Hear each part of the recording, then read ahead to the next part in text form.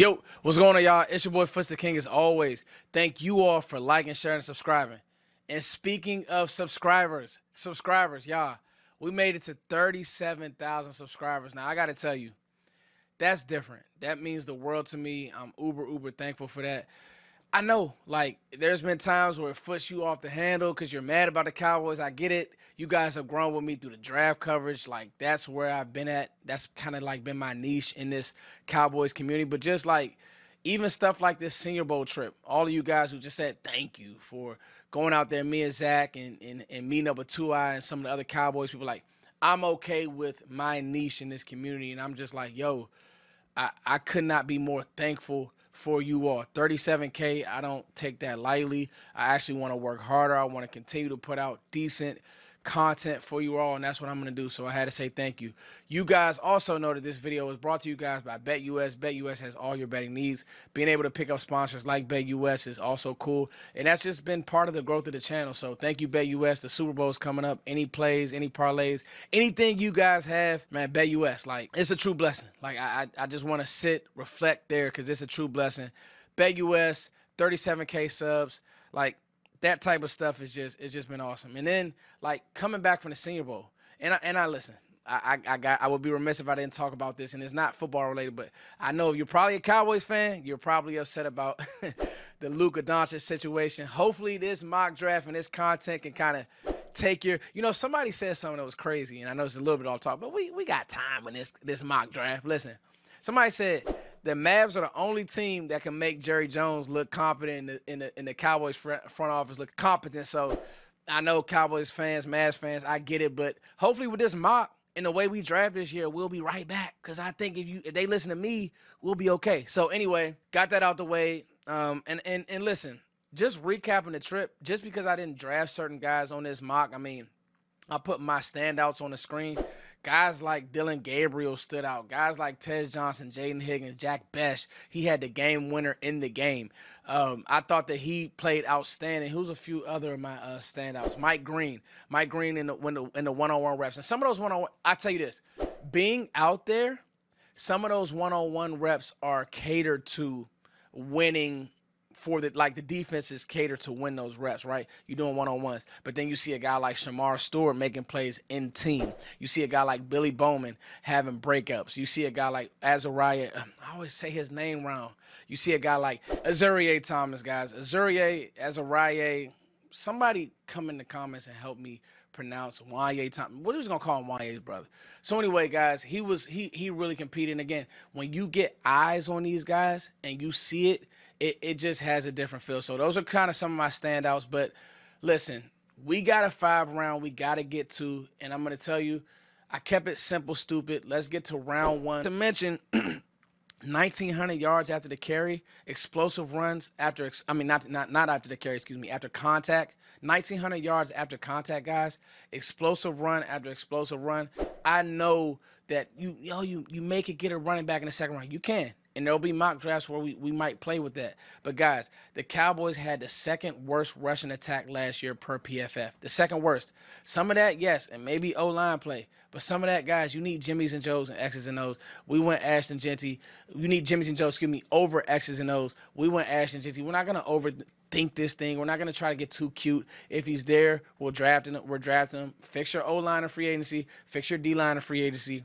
I'm drafting Ashton Jeanty because there is not a running back in this class that can tie his shoes. I'm just telling you guys that. All right, round 2, pick 44, Jaden Higgins. Here's another guy that I saw in person and I was just really impressed with. Starting the week off, I'm like, okay, I get it. It was kind of slow. I think he may have had one drop. But you got to remember, it's an all-star game. All-star games, these guys are trying to get used to their quarterbacks. The way he wins, he's an end-breaker, possession guy. But I actually saw more down-the-field stuff. I was like, oh, this is interesting. Double move stuff because he wins with so many end-breakers. He knows how to get open and separate on double moves. I thought that he did a really good job with that type of stuff. And he caught everything. The ball didn't get into his body. It's little things like that when we're watching Jalen Tolbert, I mean, this is who Jalen Tolbert is. I don't think that he can get much better than being a receiver 3. Nice guy, you know, him and Dak are best friends. He learned from Brandon Cook, rah. That's fine. But at the end of the day, I want to upgrade him. The Cowboys said that they are going receiver in the first or second rounds. I think that Jaden Higgins makes a lot of sense for this team. Round 3, Azariah, you guys help me. We're drafting the cornerback from Florida State, Wanye Thomas's brother. Here's a guy, when you talk about competing, again, you talk about Jaden Higgins, he came down there, he competed. Ariel Minor, Savion Williams, they did not come down and compete. Their agents tell them, oh, don't hurt yourself, whatever, cool. You talk about Azariah Thomas, he went down there, he competed. That's the name of the game, competed. Yes, he got beat by Tez Johnson a few times. It's okay. He was active. He was calling out the defenses. He was running the show. You watch Mike Tomlin talk to him over and over again. Why? Because he liked his energy. He liked his leadership. You watch his interviews after the games. He was a leader. He spewed leadership. We also got to remember, the Cowboys may not have Trevon Diggs next year, at least till late next year. How good is he going to be coming off that major knee surgery? We don't know. So in that vein, you need to protect yourself. I think that Azariah Thomas can play on the outside. He can help you day one because he's physical. Yes, he's grabby, but he's a cornerback that has a short memory. I love cornerbacks like that. Azariah Thomas is your 3rd round pick. Let's get to our 4 5th-round selections. Yes, we have 4. I'm reading this right. 4 5th-round selections. Pick 150, Ty Robinson. You guys should know how I feel about Ty Robinson.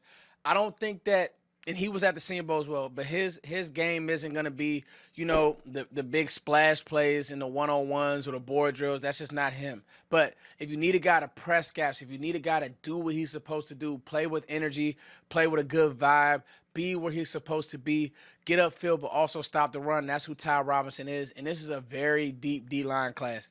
I would choose, again, to attack D-line in free agency and hit it at some point in the draft, but I need my playmakers early. I want to eat my vegetables, but I can't eat my vegetables early because we need guys that affect the ball, touch the ball. We need high usage guys. Now, Ty Robinson, he comes in game 1, day 1 in a rotation. He could play the 3. He could play some 5. He could play the 1. He just a great football player. Somebody that I would love to have on this team.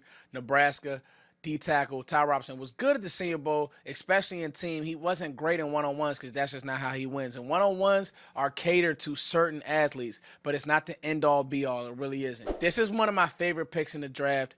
Pick 170, Ollie Gordon. I got my notes right here, y'all, and I got my notes right here. Pick 170, Ollie Gordon. I thought that I did the biggest, 180 on him. From when I first got to the Senior Bowl, watched him run, kind of watched him be like a laboring player, to when he played in the game, downhill, hit the hole, did what he was supposed to do. I think that's how he's going to win in the NFL. He's not a creator. This is not his game. He's not going to make anybody miss in space. But as he starts to lean on you, I mean, the guy is 6'1", 6'2", doggone 225. I mean, he's a tank.